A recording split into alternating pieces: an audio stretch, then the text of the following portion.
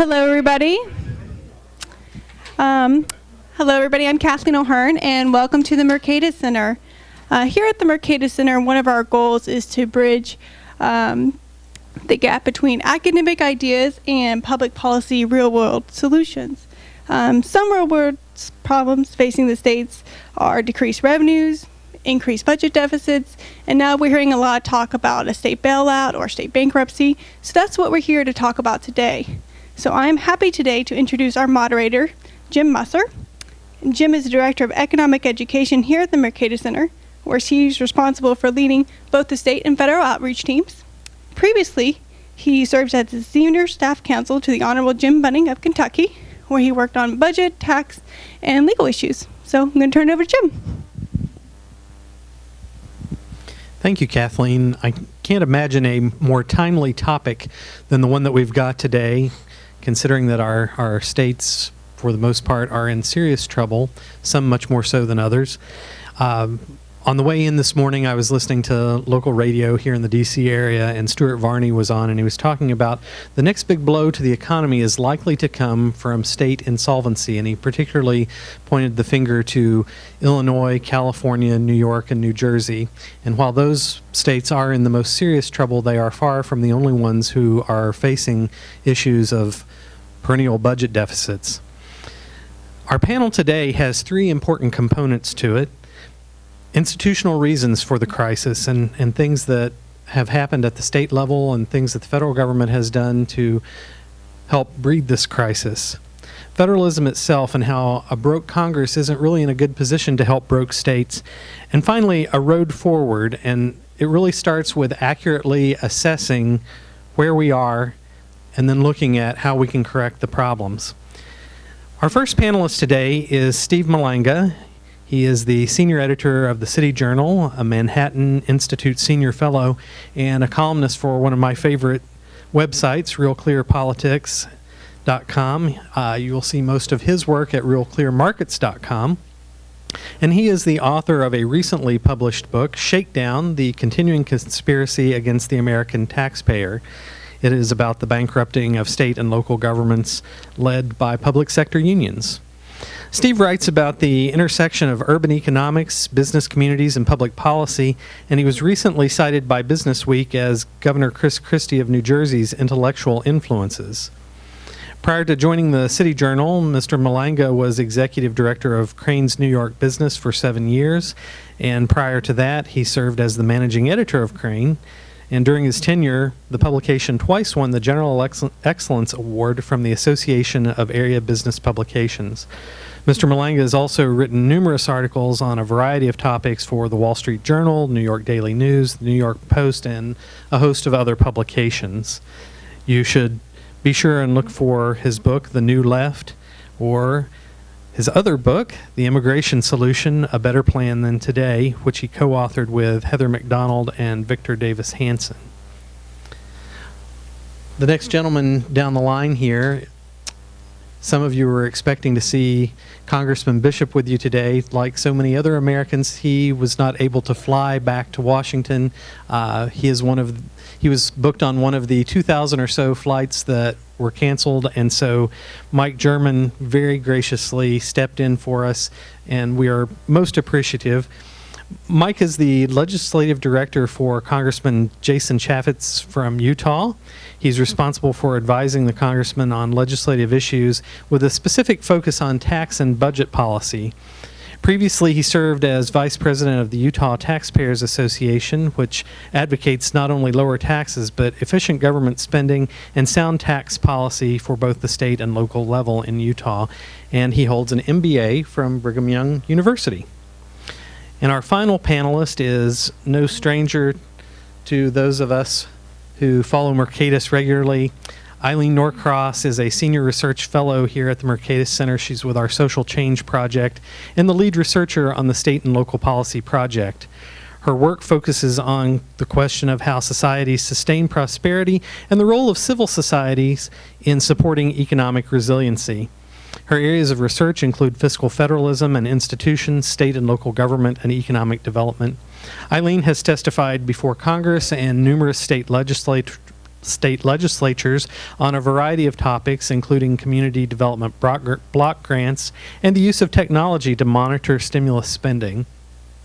She's a co-founder, along with Mercatus scholar Jerry Brito, of the website stimuluswatch.org. Eileen also blogs at Neighborhood Effects, and her most recent research delves into the looming crisis in public pension plans. Along with partner Andrew Biggs, Eileen authored the working paper entitled The Crisis in Public Pension Plans, a Blueprint for Reform in New Jersey. And her work examines how state pensions and state budgeting practices have played a significant role in the current fiscal crisis, as well as offering solutions that could be used in reform. Previously, Eileen produced the influential case study of New Jersey's current fiscal and economic crisis entitled Institutions Matter, Can New Jersey Reverse Course?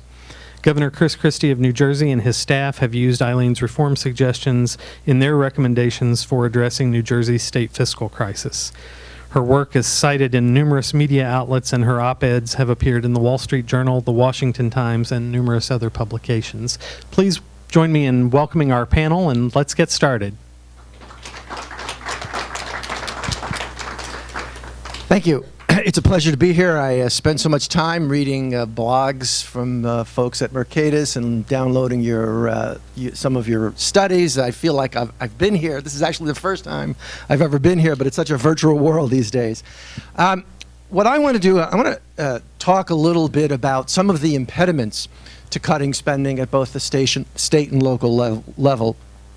And the way, to put it bluntly, the game has been rigged against taxpayers over the years. And let me start off by framing it this way. I don't know if many of you have ever been at a town meeting, either in your own town or something larger, perhaps at the county level, or even if a governor is holding a town meeting in your area, a statewide, with state officials there. But oftentimes at a meeting like that, what happens is you'll find a number of well-prepared taxpayers or taxpayer groups. And someone will inevitably get up and have all these statistics and say to the officials, you know, our property taxes have gone up 70% in the last decade or in the last 5 years. And we've looked at the budget, the town budget. We understand why this is happening. The school budget has gone up 100%, and it's all in salaries. And they'll go on and on and on. And the officials in the front of the room will be, you know, nodding their head saying, yeah, yeah, yeah. And then they'll say, well, why is this? Why can't we just, for instance, cut or stop growing the school budget or cut sanitation? Why can't we privatize our very small sanitation department? And the officials will say, the mayor or the council people will say, we'd love to do that. We've planned to do that. And guess what? We're not allowed to do that. We can't do that. We're mandated to spend this money. When I say the game has been rigged, cutting budgets and putting budgets in order, both at the state level and at the municipal level, and you really can, as Governor Christie says, you can't separate the two anymore in most places. They're really interchangeable. There's so much intergovernmental transfer of funds. It isn't just about getting spending in line with revenues. It isn't just about raising taxes or cutting spending or some combination of both or the reverse. There are, in many, many places, impediments to running government efficiently that the advocates of big government have put in place over the years. And I want to talk a little bit about some of those, because as states look particularly to get their budgets in order, as a report by the National Governors Association said last year, it can't be any longer just about cutting taxes, or rather raising taxes and cutting spending, because we are in a new fiscal reality and we need to reorient state and local government, and that means structural and basic reform. So I just want to talk about some of the things just to give you an idea. There's not enough time to explore them all, but when you look at governors and legislators which say they are in the process of reform, you really have to focus on whether they are aiming at the structural reforms that can allow the rest of the state, allow other officials to do their job properly. Because in many cases, they actually can't. And taxpayers don't understand this. One good example, an area that's very fruitful, is the area of what's known as arbitration or binding arbitration. In places where you have collective bargaining for public sector unions, in other words, where unions bargain with both the state officials, with state agencies, and with municipal agencies, the arbitration rules, which say if we can't come to an agreement rather than strike, we'll have independent arbitrators come in and they'll decide. The arbitration laws have been rigged against keeping spending down over the years. I'll give you some examples. In New Jersey, arbitrators were told that they never had to take into consideration when they made an arbitration award what the impact of their award would be on property taxes. They didn't have to worry about what taxes would go up or whatever. As a result of that, in many wealthier towns in New Jersey, the arbitrators consistently gave big awards that were far greater than salary increases in the private sector, far greater than tax increases, even when the economy was growing, so that increasingly public pay squeezed out other kinds of spending because it came to represent a larger and larger part of overall budgets. In New York State, a law, the arbitration law, which was passed in 1974, which was an election year, and it was passed under pressure from the unions, said specifically that arbitrators did not have to take into account the economic background, what was going on in the rest of the economy, economic, what we call ability to pay.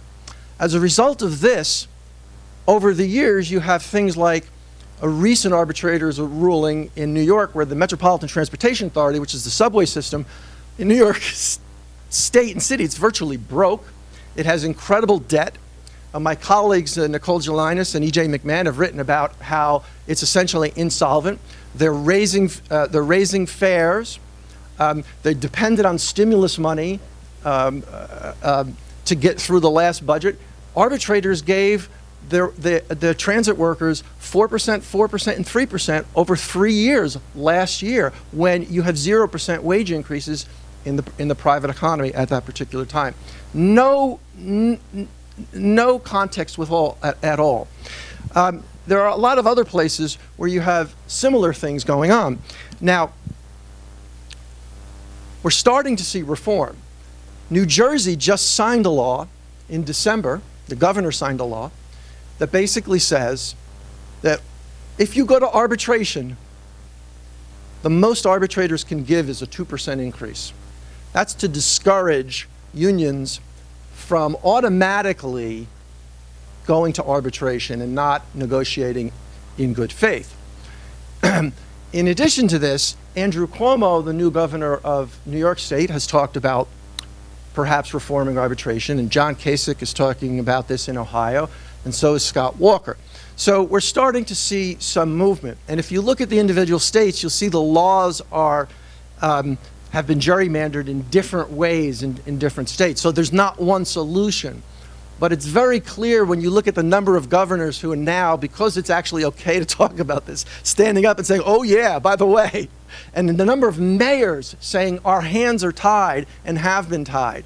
So this is an area that I think is going to be fairly fruitful. Now, I mentioned Governor Christie a minute ago. One reason he's interesting is because I think he gets this. Governor Christie is not just trying to cut the budget and fix the state's long-term finances. He introduced something called a toolkit, which is a series of reforms. I think at one point it was 33 different reforms, which are designed to change laws in New Jersey specifically so that it's easier to manage budgets, both at the state level and also at the municipal level. And I wanted to read to you some of the things that he's proposed, because it will give you an idea of exactly the way in which laws have been really mounted almost against taxpayers. In New Jersey, for instance, state law doesn't allow local governments to furlough workers in an emergency. So as you've been hearing about furloughs around the country, municipalities in New Jersey have not been able to do this. This is something that Christie wants to change. In addition to that, in New Jersey, local governments are also required, when they lay off workers, only to lay off workers by seniority rather than managing their workforce in the most efficient way. One of the things this does is makes it very difficult to cut the budget by laying people off, because senior people just sort of bump down and they take lesser jobs and they make more money. There are a number of other things that another thing that Christie is proposing in New Jersey is that municipalities have the opportunity, when the state says you have to do something, municipalities have the opportunity to challenge this and say, you can't mandate spending from us that you're not willing to pay for. Mandate reform is another big area around the country. State legislatures have been great at essentially granting special interest different spending programs and not paying for it themselves, especially in the schools, saying our schools now have to do this, and of course the school districts have to pay for it. We're starting to see more and more talk of mandate reform, but that is another essential linkage between the state and local government, because in many cases local governments are doing things that their own citizens never voted for, and when you start eliminating the things that they can't touch because they've been mandated, the actual part of their budget that's controllable shrinks and gets smaller and smaller. So mandate reform is another important area. Now, there are a lot of subtle ways that the spending side of the ledger has been arranged against taxpayers. Some of it has to do with elections, for instance. Some of you may know this, but there are a whole bunch of states where, in places where school boards or fire districts, and then there are a whole bunch of other things that are elected rather than appointed. Many of these elections actually take place in the spring rather than in November when everyone votes. This is done intentionally because turnout is low, because special interests can dominate these elections. It goes even further than that. For instance, Christie points this out in New Jersey. In my town in New Jersey, school board elections not only take place in April when no other vote is taking place, the election doesn't start until 2 o'clock in the afternoon when teachers get off, unlike every other election, which starts at 7 o'clock in the morning. Not only that, but the school board elections in New Jersey, elections for school board members, do not take place in the same polling places. Many of them take place in schools. My neighbors go to their polling place to vote on a school budget, and guess what? It's not there. It's somewhere else. So these are sort of transparently bad examples. But again, Andrew Cuomo has said that he wants to change this. He wants to make all elections in New York State take place in November. If you go around the country, you'll see a number of states that do this. This is a serious problem because it is all about undermining democracy by giving special interests an advantage. A couple of other things. In the early 1990s, David Osborne wrote a book called Reinventing Government, which was all about making government more customer responsive. And that included what he called managed competition, which was another word for privatization. It was all about competition for services. And there was a great wave of privatization early in the 1990s. And then the unions especially fought back with all kinds of laws that made privatization and managed competition and more efficient government more difficult. All across the states, you see these laws. Sometimes you don't realize that that's what these laws are. I'll give you an example. There's a great movement in this country to pass living wage laws. Living wage laws are laws that essentially dictate that wages have to be even above a minimum wage. Now, municipalities can actually pass municipal-wide living wage laws. Supreme Courts and states have knocked them down because municipalities don't have the right to do this, only a state does. So what they've done instead is they pass laws that dictate that anytime government contracts, it must pay a living wage, and it'll double or triple the minimum wage. Why do they do that? Well, the National Living Wage Center, which essentially produces a manual and orchestrates these campaigns around the country, has specifically said living wage laws are meant to be a disincentive to privatization, because if you artificially raise the price that government has to pay to outsource something, then it doesn't make sense for government to outsource it. Might as well just keep it in-house. There are a lot of laws like this on the books. In California, for instance, up until 2009, the law prohibited public-private partnerships, so that California, whose transportation fund has been going dry and has been spending less and less money over the years on basic infrastructure. California used to devote 11% of its budget to basic infrastructure. It's now down to 5%.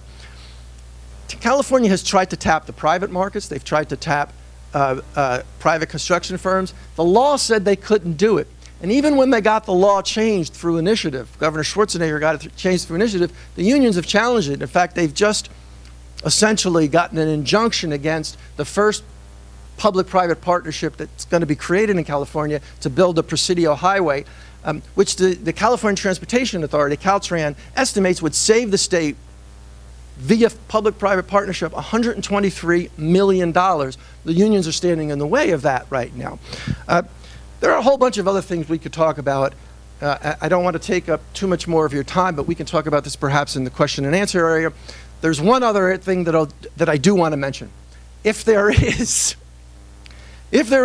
a law, an issue, or whatever you want, in some cases it's an executive order, that would drastically change the equation, it is something that people haven't talked about for years, but because we are in an era of reform, because we are in an era of such dire circumstances, you are starting to finally hear people talk in some states about rescinding the ability of public sector workers to collectively bargain through unions. Now, this is a big mountain to climb, and it's so big a mountain that you can see that even in New Jersey, Governor Christie hasn't proposed this, but we have had a couple of incoming governors who have suggested this.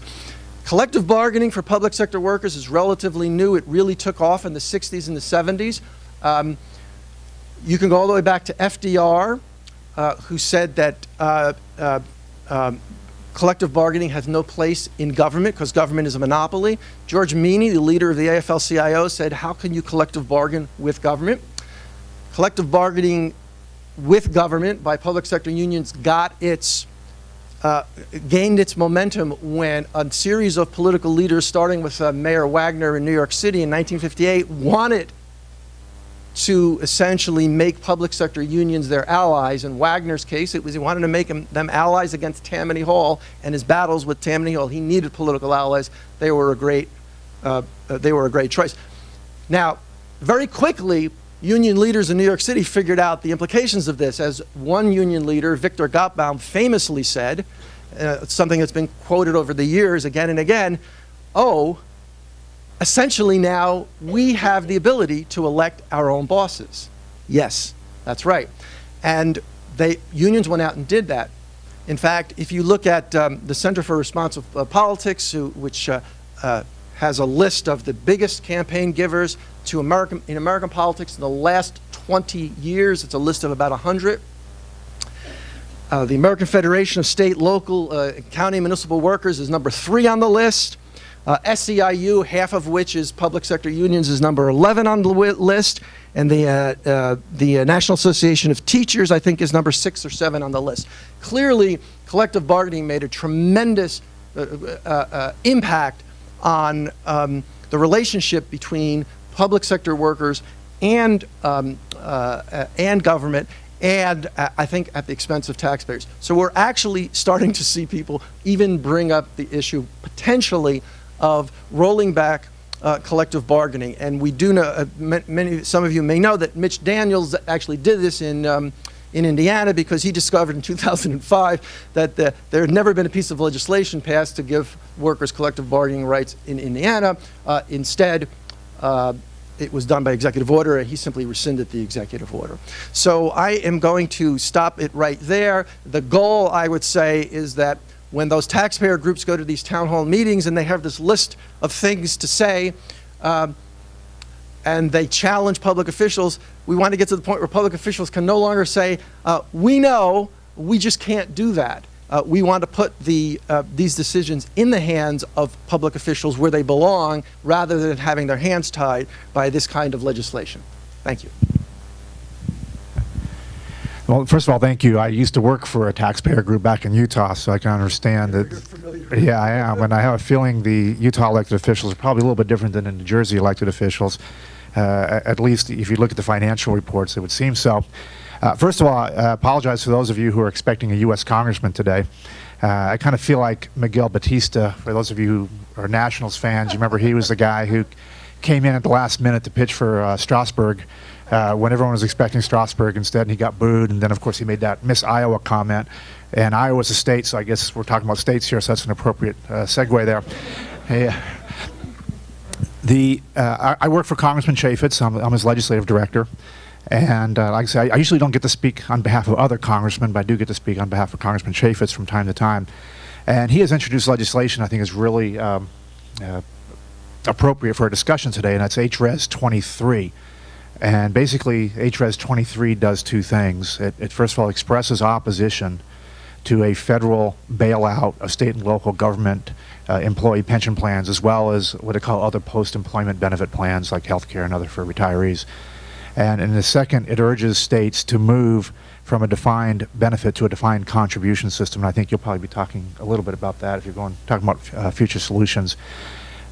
There are at least 4 reasons why the federal government should not bail out state and local government employee pension plans. Some of them are very, very obvious. I think the most obvious one is the federal government is practically broke or close to it. We just passed the $14 trillion limit the other day, and we're approaching the debt ceiling of I think it's about $14.3 trillion sometime in the spring.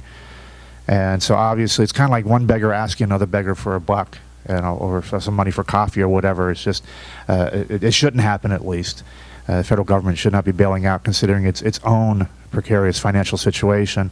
Last year, the federal government borrowed 37 cents for every dollar it spent. I mean, you think about that, that's tremendous. I mean, you'll find very few for-profit companies that would do that. In fact, I guess by definition they wouldn't be for-profit if they were borrowing 37 cents for every dollar they spent. And if we look at the unfunded liabilities in Social Security, Medicare, Medicaid, and we look at the projected deficits going forward, which is on average about $1 trillion a year for the foreseeable future, and those may even be optimistic, the federal government is really not in any position for anyone even to ask them to bail them out. You know, as a staffer for a U.S. congressman, I meet with a lot of groups from our state and from other states, and they're coming in, say, hey, we need more money, our state's in trouble, whatever. And I always go Google debt to the penny, and I'll take you to a Treasury website where it gives you the debt at the end of the day. It'll give you the gross debt, the net debt. It'll all sorts of great information out there. And like I said, we just passed the $14 trillion threshold the other day. So that's the first reason. We're really in no situation to have the federal government bail out local governments. The second reason is state and local governments are already very heavily dependent upon the federal government for revenues. And I agree with Stephen. You were saying that we should look at state and local governments combined. Sometimes you'll see data that just looks at state level spending or local level spending. It's really important to look at both, because some states tend to fund some things at the state level, like education, more so than other states, which will fund them at the local level. A state like Texas, which really does not have a statewide income tax or any kind of income tax, will tend to fund things at the local level. A state like Utah tends to fund education at the state level. So if we look at state and local combined, and that's really something to focus on, they're already heavily dependent on the federal government. If we look at the entire federal budget, the $3.5 trillion the federal government spent last year, that includes Medicare, Medicaid, defense, everything, about 15% of that went to state and local governments, almost half of that Medicaid. And then if you throw in some other things such as education, whatever, it's quite a substantial amount of money. And keep in mind, a lot of the stimulus money didn't even show up in those numbers there. Well, actually, I take it back. It did show up in those numbers there. And historically, it's been about the same amount, if not maybe a little less, but still substantially a lot, about 15%. Now, if we look at the revenues that the state and local governments get, if we look at their general revenues, about 20% of that comes from the federal government historically.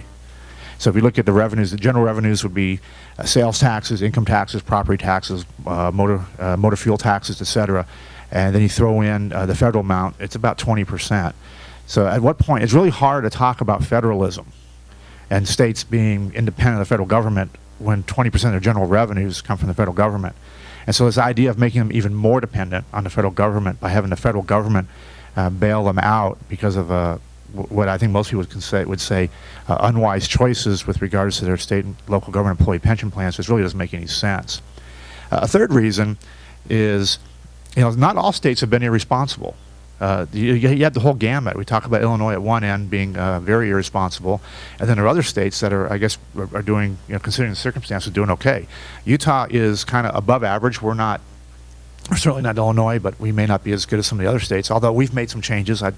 Just real quick, we had one of our state senators here, I think it was a couple weeks ago, a couple months ago, okay, who led the charge on some of the reforms we made in Utah, where basically Utah's moving from a defined benefit to a defined contribution. And that's as I said earlier, that's the second part of the Chaffetz resolution, which at least encourages state and local governments to move to a defined contribution. And I'll talk a little bit more about that in a minute. But nevertheless, some states have done quite well considering the circumstances, and others have been done quite poorly. So the question is it fair for federal taxpayers in states that have been acting responsibly to bail out federal taxpayers in states that have not been acting responsibly? I think the answer is no. Of course, there's always the moral hazard issue on top of that. I guess that would be a fifth reason, is that if we bail out the state governments, do they make the necessary changes? And do the bondholders of state debt start saying, well, we'll buy state debt at a low premium because we know the federal government will bail them out? And we've heard this moral hazard argument before with regards to the various bailouts that have occurred already. There's been a lot of talk about how state governments have been really, really hurting over the past couple of years. The Center for Budget and Policy Priorities has data they say that the cumulative shortfalls for the states over the past 4 years has been about $430 billion, which is a substantial amount of money. But let's not misinterpret that number too much or at all. A shortfall is not necessarily a revenue reduction. For example, if there's a $10 billion budget one year, and the state budget's 12 the next year, and it comes in at 11. That's $1 billion shortfall, but it's $1 billion increase over the previous year.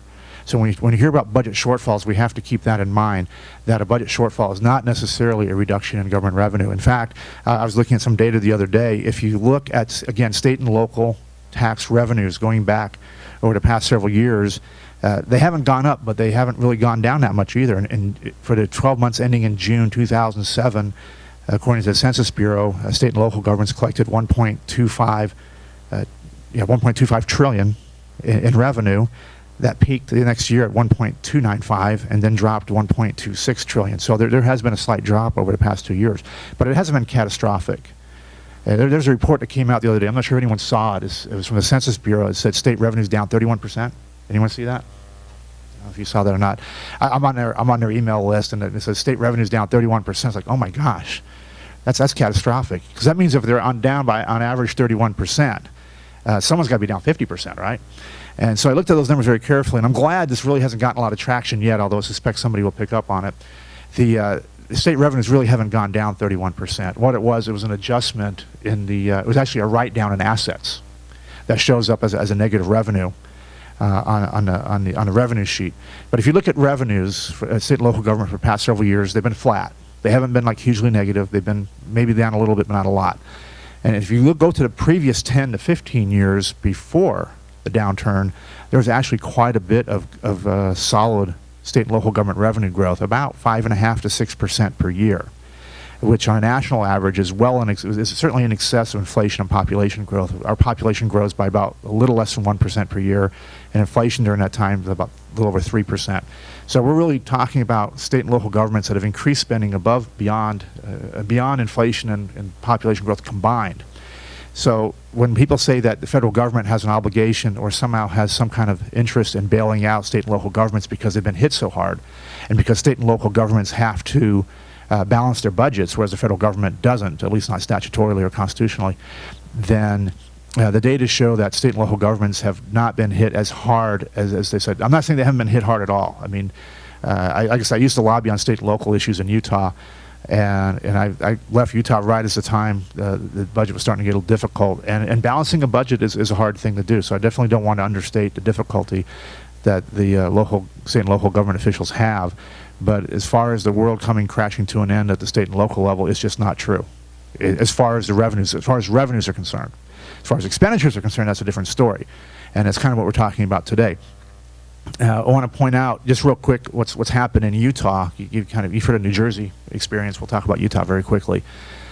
Utah has up until recently a defined benefit where the taxpayers paid the whole thing. Now, I think there are very few states where taxpayers pay all of it. I think the employees usually chip in some of it. In Utah, the employees paid nothing. And as a result, in the current fiscal year, taxpayers have to chip in a little over 16% of employee wages into the state government employee pension fund. 16% is a lot of money. That's if you compare it to the private sector, and that's above and beyond Social Security, Medicare taxes that the employer pays, workers' comp, unemployment insurance, all that kind of stuff. That's it's 16%, and that's far in excess of anything you would see in the private sector. Fortunately, Utah did make some changes, and going forward, employees will be going to a defined contribution, similar to a 401k, where the state's going to put in 10%, and that's still pretty generous. I mean, I don't think I've ever had 10% in the private sector, and that's not even contingent upon a match by the employee. And so there is some good news out there. Utah's not the only state. I know there are other states that are making changes in their pension plans. But nevertheless, when we look at the severity of the problem, this is something I should have mentioned earlier. There have been several reports out there. Pew, I think, came out first, or at least they got the most attention. The Pew Center on the State said the state and local government employee pension plans have $1 trillion gap. Some other studies have come out since then and said that number is low. It's closer to $3 trillion or even more than that. And a lot of it has to do with the discussion of what is the appropriate discount rate to use on discounting liabilities to present value. I'm not going to get into that. I'm not sure if you're going to get into that or not, but I'm not. But nevertheless, we're talking about a very severe problem. $3 trillion, where the state and local government is going to come up with that? Well, that's a good question. It can't be the federal government, because the federal government doesn't have $3 trillion to bail out these people. We're $14 trillion in the hole already. So bottom line is with this resolution, which was introduced 2 weeks ago, the intent is to have Congress make a very bold statement that state and local governments will have to make changes on their own if they want to solve their problems. Now, there's been talk about enabling state and local governments to have I guess a limited bankruptcy, where they don't declare complete bankruptcy on all of government, just on their pension plans. I know there's been talk about it. I'm not aware of any legislation that will enable that. Could that happen? Possibly. Of course, that will, no matter whether it's a limited bankruptcy or complete bankruptcy, it's certainly going to have huge economic and financial implications on our country and the whole world. You know, municipal debt is always considered very safe. And in fact, there are some states, and I think Illinois is one of them, that actually issues debt on pension obligations. All the time. Which to me is astounding. Like $17 billion. Yeah, which to me is astounding. I mean, I'm used to state and local governments issuing debt for tangible physical assets, like schools and bridges. Those days are over. Way over. Well, in some states, I know I'm glad to say my state hasn't gone down that route.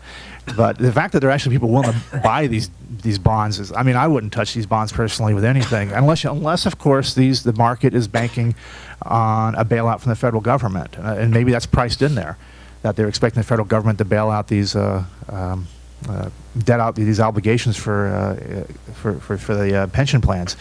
But usually, if you take a basic local government finance course 101, you're taught that bonds are used for physical assets, buildings, roads, bridges, prisons, those types of things. You don't use them for ongoing expenses. I wouldn't consider a pension fund to be an ongoing expense, just like salaries.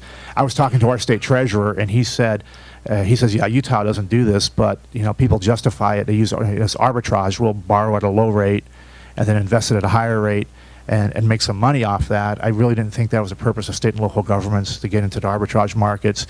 And in fact, I think if you look at most states that are doing this, they're not doing it because of arbitrage. They're doing it because they have no other choice. Is that they can't pay their bills unless they borrow on the market to cover their ongoing expenses. And that's just shocking.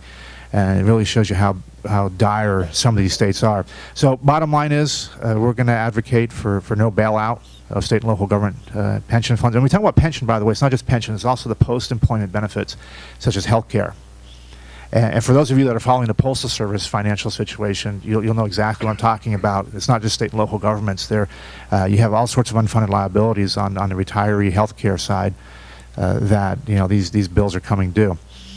And so I don't know how many congressional districts you live in, but if you talk to your congressman, yeah, I would appreciate if you ask them to support House Resolution 23. Thanks.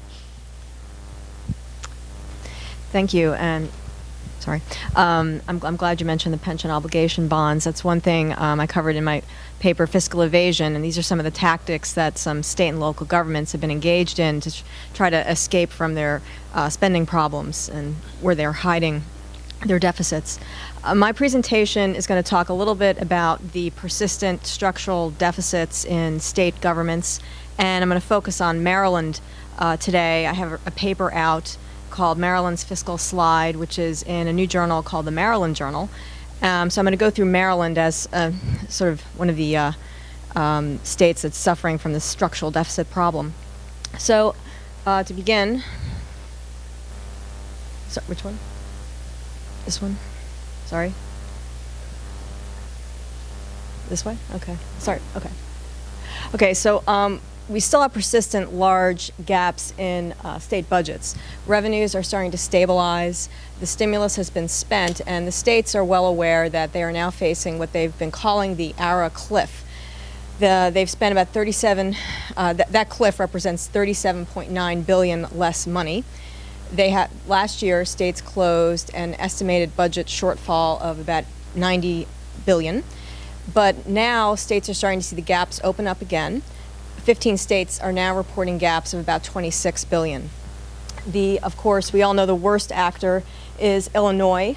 Right now, their budget gap as a percentage of their general fund revenue is about 47%. Arizona is next at about 10%. And one of the drivers, of course, is no surprise, is Medicaid. 18 states are now projecting cost overruns in the Medicaid program this year. State budget gaps are really not a new phenomenon. That's since 2002. And this is just the kind of gaps that they were closing running up into the recession. And the story here is that these structural deficits are not going anywhere in the short term. A structural deficit is when ongoing revenues are insufficient to cover ongoing spending. And what's going on, and we're going to get into Maryland in a moment, is that what some states have been doing is covering spending with very unstable revenue streams. One-shot revenues, transferring funds from special funds to balance the budget, and issuing debt. Here is a table from the National Conference of State Legislatures. These are what California, Colorado, Maryland, New Jersey, and New York are looking at for the coming 3 years. So they know they have problems at least until 2014. So in Maryland, I had a chance to look at Maryland's budget as part of this paper. In 2011, they're projecting a budget shortfall of about $2 billion. Last year, they balanced their budget for fiscal 2010 with $1 billion in cuts, $2.7 billion in stimulus money, $25 million in one-shot revenues, $800 million in fund transfers, which I'll get into, and they were one of the states, 28 states, balanced their budget on the expectation that they would get an increased FMAP, the Medicaid matching provision, for the coming year. And I found that to be really interesting, that you would balance your budget just hoping that you're going to get more money from Congress. This shows you how Maryland's structural deficit began to appear back in 2006. So they, if you go back and look at their budget documents, they knew they had a problem before the recession and that it was going to get worse when you start factoring in Medicaid and other cost drivers. So again, no surprise, one of the big drivers here is the Medicaid program. But also, in 2002, Maryland passed a huge education spending bill called the Thornton Bridge to Excellence Act. And this mandated an increase in school spending, not unlike what we saw in New Jersey in the 70s, to provide a thorough and efficient education for students and to level the disparity in spending between low-income and high-income districts. As a result of that bill, spending in education increased 144% since 2003. So this is one of the drivers of their structural deficit. As for how they're fixing, they have fixed their budget gap for last year, as mentioned, they're really into transferring funds from special funds in Maryland. They have a lot of these earmarked funds. And what they do, and they have been doing for a period of years, is simply dumping funds when they have excess revenues. But recently, they've been replenishing that by issuing bonds. So these kind of bad practices seem to be continuing. And they also instituted a video lottery to pay for this increased spending. In this chart, you can see how the stimulus was used. I call it the stimulus two-step.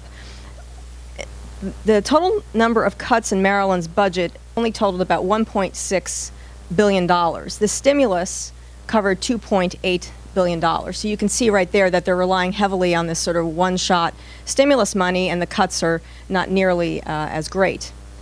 And again, I just talked about that, but that's how, in the budget message itself, it says, we will probably get an increase in the FMAP, and that's how we'll achieve budgetary balance.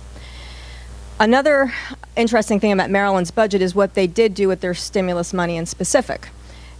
As a part of the stimulus, the Fiscal Stabilization Fund had a requirement that 81% of the funds be used to restore education funding cuts that the states made as a result of the recession. What Maryland did, because they had passed that Bridge to Excellence Act and had already grown spending significantly in education, that provision did not apply. So they took that fiscal stabilization money and applied it to employee fringe benefits in the state. And they also applied it to police salaries. So Maryland is sort of an example of how these funds were used to pay for public sector worker benefits and salaries. The stimulus did not supplant spending, but rather augmented it. A further $320 million was used for shovel-ready projects, energy efficiency programs, and nutritional assistance, and then other smaller grants for the arts, law enforcement, and habitat conservation. So this is a table that breaks out in specific how Maryland has been closing its budget gap since 2008. They've been coming up with other revenue sources for a total of about $841 million over the past 3 years. Fund transfers totaling $1.6 billion, and reductions in spending totaling about $774 million. The transfers, again, I think are kind of interesting. What they've been doing is transferring from state retiree health care benefits funds. So this is funding that they need for something, and they're transferring it to balance the budget and then issuing bonds to cover it. They transferred $300 million from their highway users fund. $882 million in these fund transfers were replaced with new debt issuances. Maryland's revenues have been, own source revenues have been falling. They've been relying on federal funds. Again, Medicaid and debt issuances are a big problem in Maryland's budget going forward. And this gets into the question here is, if they have these rules in place that are supposed to control spending, how are they working? Maryland's budget on surface suggests a kind of paradox. They have in place something called a Spending Affordability Commission, which was instituted in 1982 during the wave of tax and expenditure limits in the U.S. The Spending and Affordability Commission, however, was a kind of way to get around a strict rule. This commission meets and they come up with a plan of how they're going to set spending limits. But if you start reading that documentation, it's not clear, they're not consistent in their methodology. In some years, these limits include federal funds, some years they don't. They have a Debt Affordability Commission. They have a balanced budget requirement, as almost all states do. And officially, they say they have a strong executive budget process. But on deeper examination, that's really more of a formality than it is a reality. And indeed, in my paper, I go through how these rules only give Maryland the appearance of fiscal prudence. The legislature actually has a lot of control over spending and, in fact, has been growing spending pretty aggressively in Maryland. So with all of this limit in place, this is what their spending in real terms looks like. They've grown about 5% a year since this chart begins in 1979. They've doubled spending in real terms since 1998. And they paid for that education increase by passing a cigarette tax. In terms of their debt limit, that isn't working so well either. It seems, again, on paper that they have a pretty strict debt limit. They did increase the limit last year up to about I think it's a 4% cap tied to income in the state. But it's gone up 5% a year since 1991. And this gets to a kind of paradox again. On Maryland, on paper, in their budget, they say we have really good, limits in place. We've tied our own hands, but indeed the data does not show that. In fact, the reality of their strong executive budget is that the legislature mandates a lot of spending. You see that budgetary choices are more about bargaining between the governor and the legislature, and that just because your budget isn't balanced doesn't mean you've restrained spending. You can still be growing spending and achieve balance through these techniques, these tactics. And also another lesson, of course, is that revenues are fungible, and that's one thing that the stimulus has shown. That revenues that were supposed to be given to make sure that our schools still function are being given to increase fringe benefits for public sector workers. So I just conclude with a question is how long can these evasive tactics continue? Not much longer when you consider that, now the signal coming from the federal government, and also I think the Fed chairman in the Wall Street Journal this weekend said, the states really can't be expecting a bailout. Our municipal bond market cannot expect a bailout, which is good because it's sending a strong signal that you guys have to get your houses in order. But as Steve Malanga mentions, it's important to keep in mind that it is hard to reform spending on the state and local level for the reasons that have been discussed. And that's really where reform has to be going forward, is looking at those rules and those institutions that are preventing competition and that are preventing the local governments from fixing their own budgets.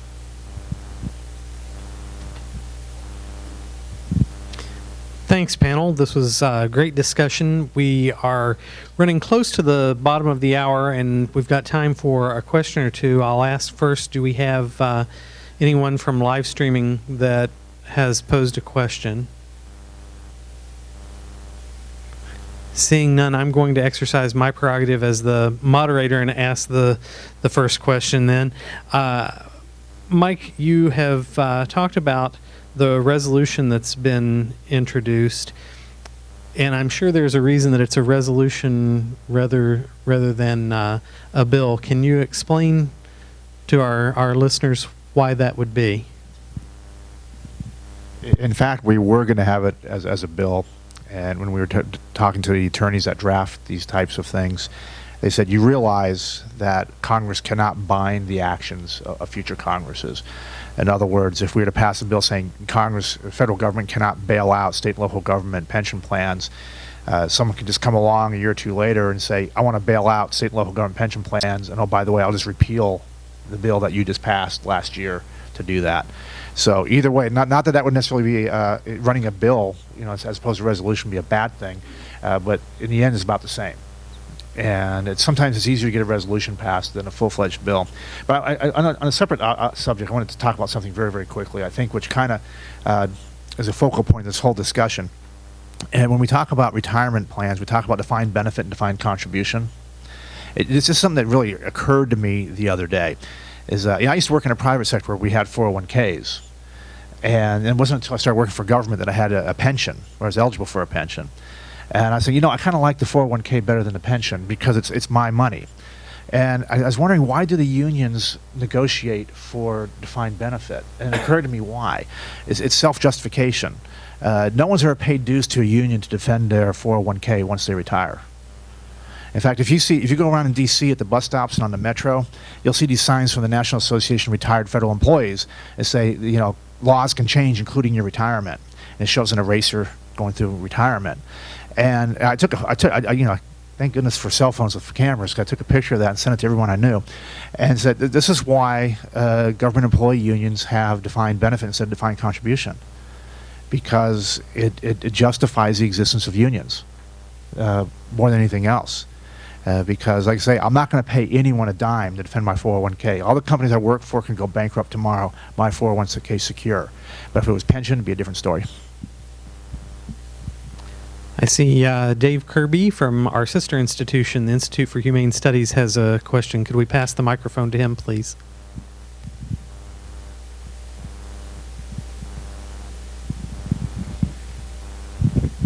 This question's for Eileen or actually any of the panelists. All right, so assuming that the evasive budget tactics can't continue, Can you walk us through the scenario? So what happens if California floats a bond, they can't pay for it, they're going bankrupt? Can you walk us through the steps? Do they come to the federal government as another TARP scenario? And if so, what's the affirmative argument for a different process so we're not stuck in the same spot or where we lost the TARP argument because we have to do something? We can't just let California go. Is there a bankruptcy proceeding? Is there some rule-based way where we can force people in? Maybe the panelist thoughts.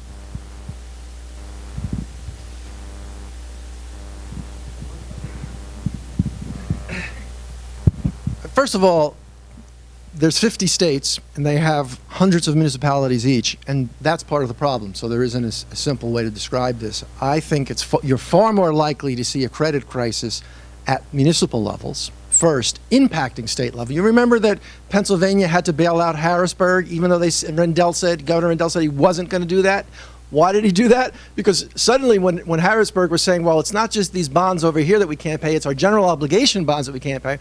Suddenly, Governor Rendell was worried that all of the cities in Pennsylvania who float general obligation bonds wouldn't be able to do that. One of the reasons New York State had to bail out New York City was precisely because of that, because the danger was that you would have a cascading series of events. It's far more likely that it would happen that way and that the crisis would happen at the municipal level and work its way up to the state level. That's one of the reasons why, again, because what you're describing is unprecedented, there isn't a roadmap for it, but it's one of the reasons why when you hear people like the Treasurer of California, when he wrote a recent op-ed saying California could never default on its bonds because the bonds come first. And they absolutely come first. And he's right about that. I mean, the first dollar in goes to the bonds. But what happens, of course, is you see what's happening in Illinois, is suddenly the market begins to lose confidence in, and so the price of insuring Illinois' bonds is just going up. And they're not just losing confidence in Illinois, they're losing confidence in the paper throughout the state. Chicago's pension obligations, unfunded pension liabilities are in the tens of billions of dollars. I think a recent paper suggested among all major cities, they're number one in terms of in relation to the taxes they collect. So that's the way it happens. You still have that first dollar coming in to give to the next guy you want to pay off. New York City in 1974 still had that next dollar to give, but the banks and investors said, no more. The banks actually said, we cannot in good conscience float your debt anymore because of the liability potential that we face. So I think you're more likely to see it cascade up rather than down. And I think we have to be, on the one hand, we have to understand that it's probably unlikely that a state would default on its general obligation debt. On the other hand, it is somewhat simplistic when a state says, we're not going to ever default on anything because the next dollar goes to you. As for the process, I'm not sure a bankruptcy for states changes anything. The reason states can't go bankrupt, of course, is because they're considered sovereign entities. And as sovereign entities, they have all the tools right now to fix their budgets. If we say we want to create bankruptcy for states, essentially what we're saying is the politicians in those states, the governors, they, even under the worst circumstances, can't possibly fix their own problems. Let's give them an out. Let's put them under a bankruptcy judge who's going to fix it for them. That's what we're saying. Because states are in the same category as nations. What do nations do? They don't go bankrupt, but they default on their debt. So I don't know whether a bankruptcy proceeding changes anything, because unlike a municipality, which is allowed to go bankrupt because it's constrained by a state's law, states, Illinois has the ability right now to solve its budget problems. So that's not if I gave me the opportunity, I'd give you a more, it's a complex area, and there are a million scenarios because there are 50 states and there, but that's kind of like my kind of trying to work my way through it. Lack of political will? Absolutely, completely, totally. completely, 100%, especially in Illinois. They are an irresponsible state. They have, for more than a decade, not taken in enough in tax revenues to pay all their obligations. Even during the good times, you mentioned the pension obligation bonds. They floated $10 billion in pension obligation bonds in 2003, and then spent the next 6 years not contributing a dime in tax revenues to their pensions. So it's all about irresponsibility and about lack of political will. I would say those are very good comments, and I would say a lot of this is obviously speculative at this point, especially as what would Congress do. One scenario would be if California decided to default or somehow couldn't pay its obligations, would that cause interest rates for in debt in other states to go up as well? And probably, certainly in the short term, I think the answer is yes. Right, and that's where, like you take a state that's doing well, is being responsible, and they see their interest rates going up on debt that they're going to issue, then they're going to pressure their members of Congress, say, you got to bail out California because it's hurting us, whether it's our local school district, our state, or whatever.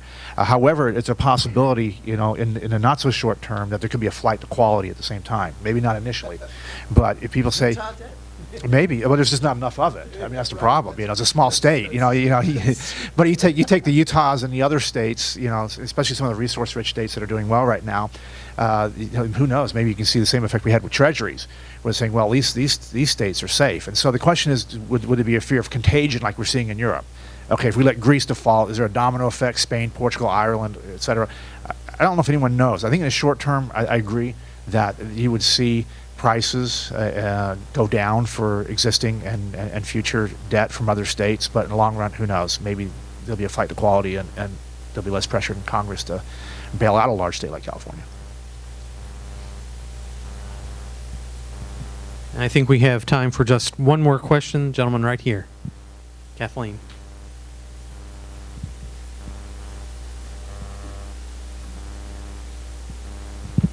Steve, you were talking about kind of the reaction, during different times over the recent history of, unions to prevailing political attitudes and how they counteracted that.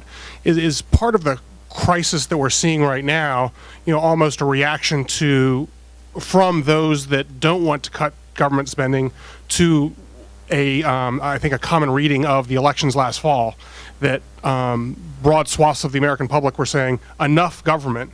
And so, how do you counteract that political wave of enough government unless there's some crisis that you have to deal with? And I kind of came to that question kind of coming out of an article in the Washington Post yesterday and the Wall Street Journal, I think last Friday, where they both were quoting Wall Street interests, almost applauding Illinois for agreeing to raise their taxes dramatically, because it would bring some certainty and some ability, there was an acknowledgement that because it wasn't a political will, they needed more revenue somehow. So isn't it great that they're raising these taxes so that there is some greater level of safety in the commitments they're making and the bonds they're extending?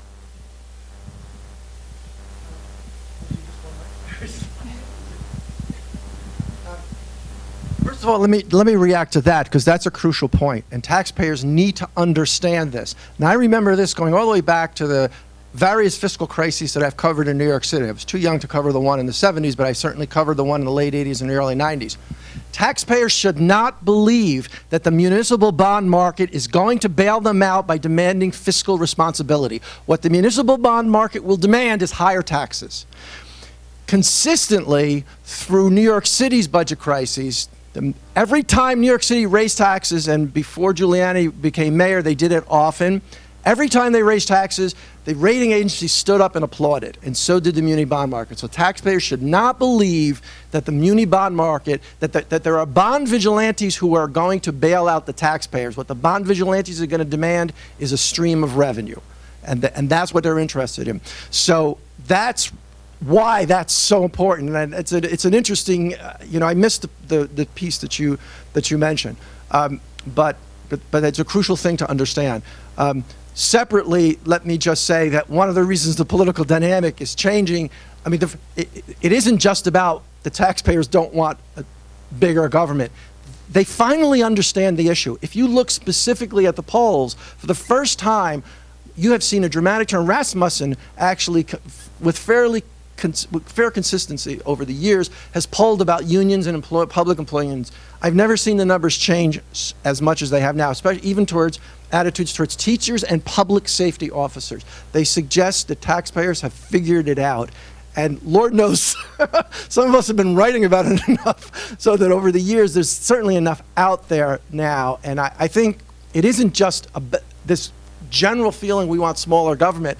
They also understand, oh, and by the way, here is why we haven't got smaller government. As the labor economist Richard Freeman wrote a long time ago, public sector unions don't only advocate for better fringe benefits for themselves and better pay for themselves, they advocate for more government spending, more government programs in general. And I would argue the public sector unions, with the resources they have, with the lobby, with their dues and stuff, are the chief advocates at the state and local level for higher taxes. If you look around the country, you can see campaign after campaign that they have financed focusing on higher taxes.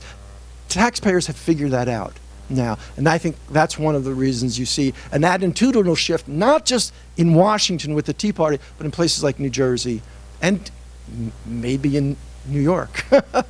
We'll see.